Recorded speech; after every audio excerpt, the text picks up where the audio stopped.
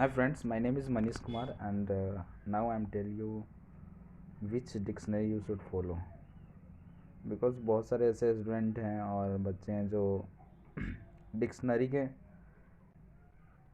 जानना चाहते हैं कि कौन सी डिक्शनरी अच्छी है, राइट। तो मैं किसी भी डिक्शनरी की तरफ से स्पॉन्सर नहीं कर रहा, मैं आपको ये बता रहा हूँ कि आपको कौन सी डिक्शनरी फॉलो करना चाहिए। बिकॉज आप कोई भी आजकल वर्ड सर्च करते हैं तो आपको ये भी पता होना चाहिए कि वो नाउन है, नाउन में काउंटेबल है या अनकाउंटेबल नाउन है, राइट। वो एडजेक्टिव है, वर्ब है। जैसे मैंने पेन का ही बात किया, तो अगर हमने पेन का ही बात किया तो आप केवल ये बात पढ़ के चलते हैं कि पेन मीन्स कलम, that means I know everything that word.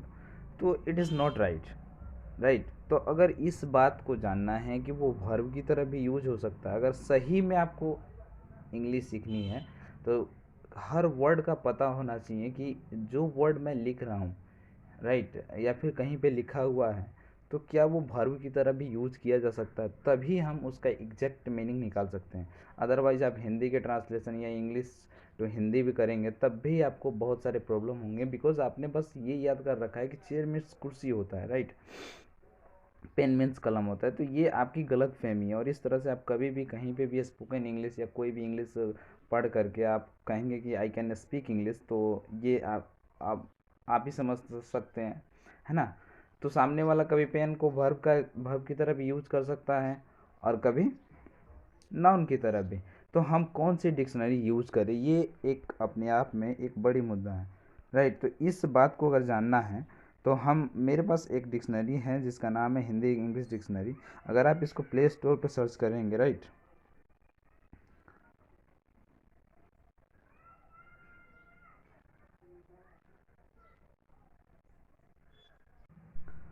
तो आप प्ले स्टोर पर सीधे जाएंगे और यहाँ पे लिखेंगे सर्च बार में कोई भी ऐसी ही डिक्शनरी लिख सकते हैं या हिंदी इंग्लिश डिक्शनरी, आपको बहुत सारे डिक्शनरी मिलेंगे। बट मैं यही सजेस्ट करूँगा कि ये जो इंग्लिश हिंदी डिक्शनरी है,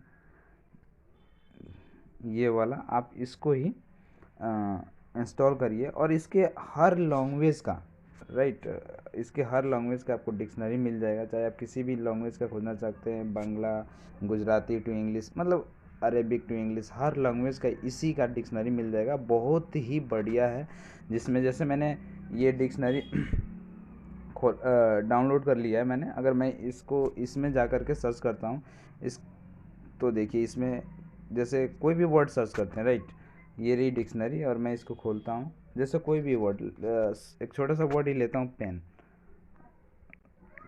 पेन मीन्स आपको पता है कलम। देखिए यहाँ पे कलम लिखा हुआ, अब इसकी फ़ायदा क्या है, देखिए ये नाउन बता रहा है कि ये हम इसको नाउन की तरह यूज़ कर सकते हैं, राइट। तो ये नाउन है, दिस वर्ड इज़ नाउन। और फिर नीचे ये देखिए कि इसको हम वर्ब की तरह भी लिख सकते हैं, यानी पेन का मतलब लिखना भी होता है, रचना करना भी होता है, राइट। तो इस तरह से हम इस बात को जान सकते हैं। अब इस डिक्शनरी के क्या क्या फीचर्स हैं, आप इसको अपनी तरफ से जब खोलेंगे तो आपको पता चल जाएगा। इसमें कुछ आप जैसे ही इस वर्ड का अगर प्रोनाउंसिएशन नहीं आता है कोई भी वर्ड को, तो आप इस सर्च बार में लिख लेंगे और उसको लिखने के बाद यहाँ पे प्रोनाउंस है, इसको आप टच करेंगे या क्लिक करेंगे तो आपको ये बता देगा। वॉल्यूम जितना करके करना है वो कर सकते हैं आप।